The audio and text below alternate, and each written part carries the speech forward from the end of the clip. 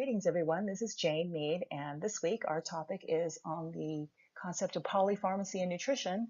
And I have chosen to do pretty much what I think is the most effective thing to avoid polypharmacy and problems with nutrition, and that is the concept of fasting.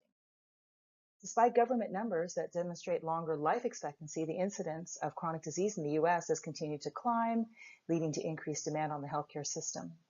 Cardiovascular disease continues to be the number one cause of death in the world.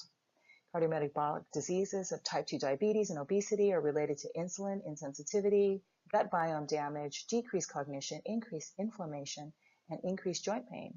And all that leads to increased risk of falls due to declining mobility and activity, and that continues that vicious cycle of cardiovascular disease. Medications to manage these conditions are expensive, they have multiple adverse side effects, and they contribute to polypharmacy. So in essence, we're living longer, but we're suffering more, and the crisis of accessible health care continues to worsen. The history of fasting is long.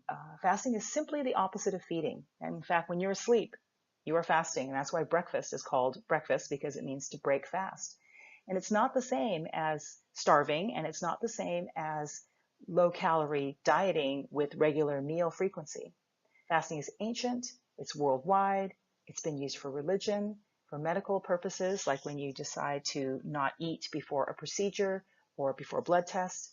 And also, I definitely remember as a starving college kid going quite a long time without eating because I didn't really have the money to go out and eat. And I definitely, when I was young, there was no access to 24-hour-a-day fast food like there is today.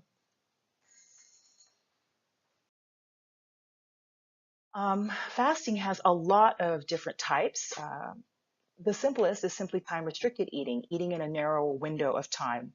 And a 12-hour on, 12-hour off feeding is the most basic fast of all. Many people do a 16 hours of not eating with an 8-hour feeding window, or a 20-hour off, 4-hour eating window.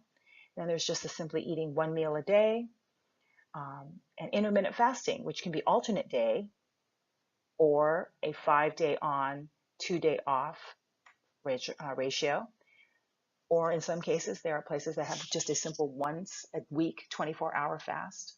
All of these have been found to have effectiveness and really improve all those markers. So this is a lot of options here for people. People start with one kind, they can progress to others, just mostly not eating round the clock, which is what Americans tend to do, just nursing some kind of a soda or a sugar drink or munching on almonds all day long. I've seen people literally right before bed throw a handful of something in their mouths. I don't know what they think they're going to starve overnight, but it's one of those things where your body never gets those signals shut off. The most current is this concept of a 5-day fasting mimicking diet where you're actually eating real food, but your body sees fast. And that is very fascinating research that is available in my references.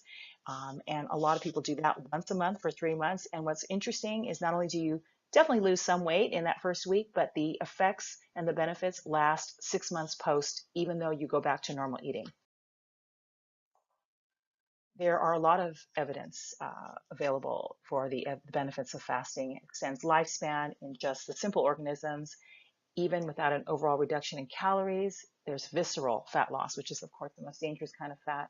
There's multi-system regeneration, known as autophagy, which means self-eating. And that is a fascinating concept of the body taking damaged cells and recycling that protein into healthier tissue.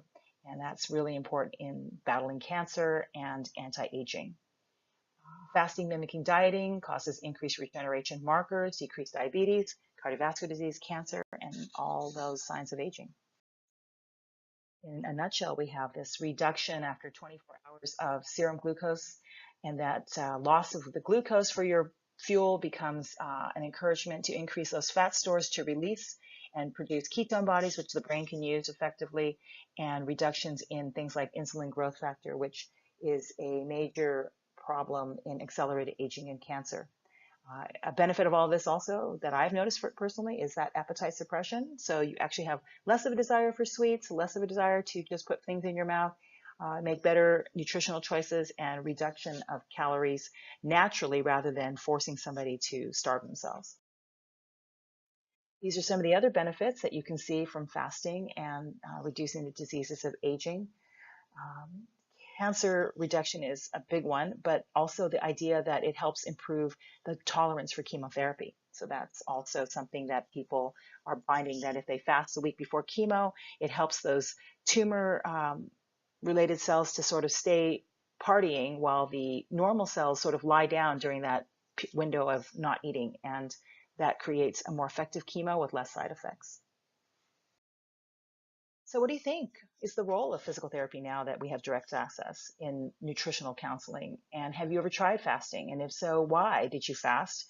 What was your experience? And how did you feel about the idea of not eating? A lot of people are quite afraid of the concept, and other people take it quite naturally. So, tell me in your discussion area what you thought about that. Here are my references, and I hope you enjoyed looking them up. Thank you very much.